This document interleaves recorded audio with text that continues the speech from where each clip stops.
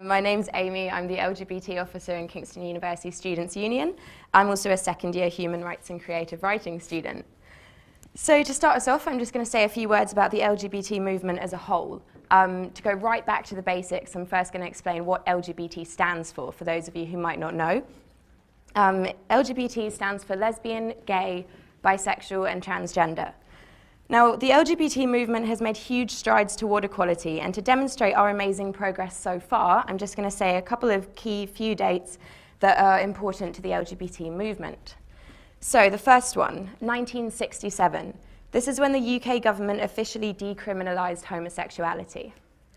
In 1970, New York hosted the world's very first Pride March. In 1992, the World Health Organization removed homosexuality as a formal psychiatric diagnosis. And this year, on March 29, 2014, the UK government granted equal marriage rights to same-sex couples. Coming out was a lengthy process. It started when I was about 16 and in a somewhat serious relationship with my then boyfriend. I was lucky to be surrounded by an incredibly supportive group of friends, most of whom were gay themselves, so coming out to them really wasn't that daunting. It was as simple as, guys, I met this girl and I really like her, but I don't know what that means. Am I gay? Is there some kind of test that I can take to make sure? They laughed, sat me down, made me a bag of popcorn and told me their coming out stories, and that night will always hold a really special place in my heart. Coming out to my family was slightly more challenging, but looking back it shouldn't have been.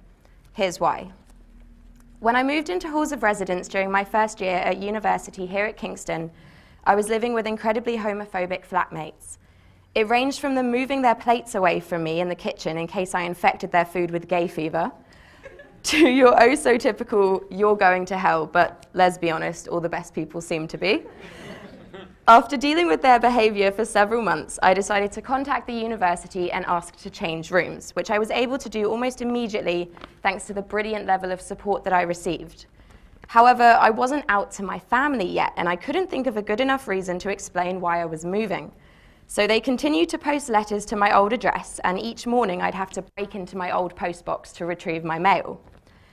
One morning, earlier on this year, I got a text from my mum saying that she was coming to Kingston later on in the week and wanted to have lunch.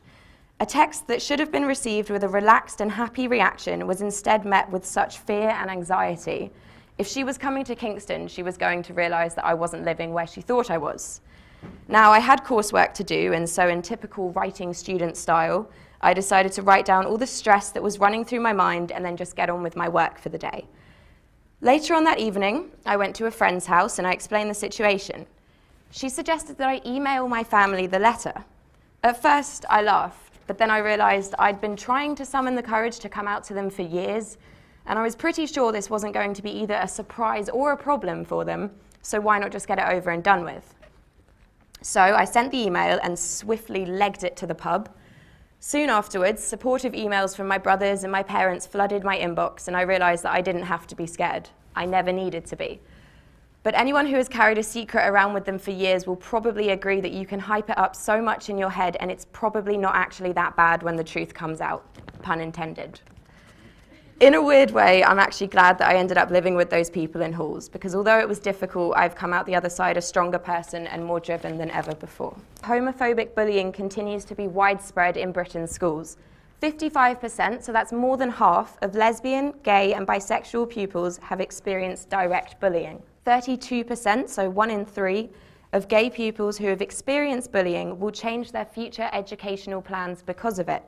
And 3 in 5 say that homophobic bullying directly impacts on their schoolwork. 1 in 5 lesbian, gay and bisexual students experience some form of bullying and harassment at university. This in turn makes these students 2 to 3 times more likely to drop out. So to finish this section, we'd like to go through our top tips for turning that curiosity into an action. So what we'd like to focus on is how to be a good ally to the LGBT community. That would be a straight and/or cisgendered person who believes that lesbians, gay men, bisexual and transgender people should enjoy full equal rights and respect within society. I'm a lesbian. Yes, I'm also a feminist. And yes, I'm quite often a bit grumpy, especially if I haven't had enough coffee. But don't limit my identity to only that angry feminist lesbian. I am glad that things have improved for the LGBT community, but we're not rid of homophobia just yet. Maybe you see it, or maybe not, but trust that people who have experienced homophobia will understand it more than those who haven't. So just to give you an example, when I was handing out flyers for the Love Music, Hate Racism, Hate Homophobia event just a couple of weeks ago, I was confronted by a lovely man who told me that I was biologically unnatural for being gay.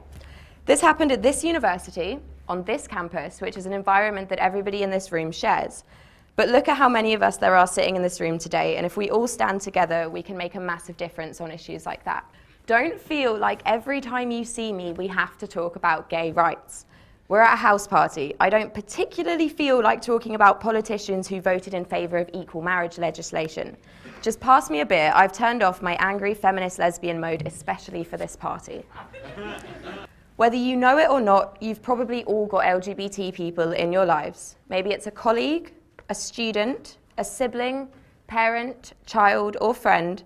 But whoever it is, we hope that you offer them your support and understanding as an ally. Thank you very much for listening.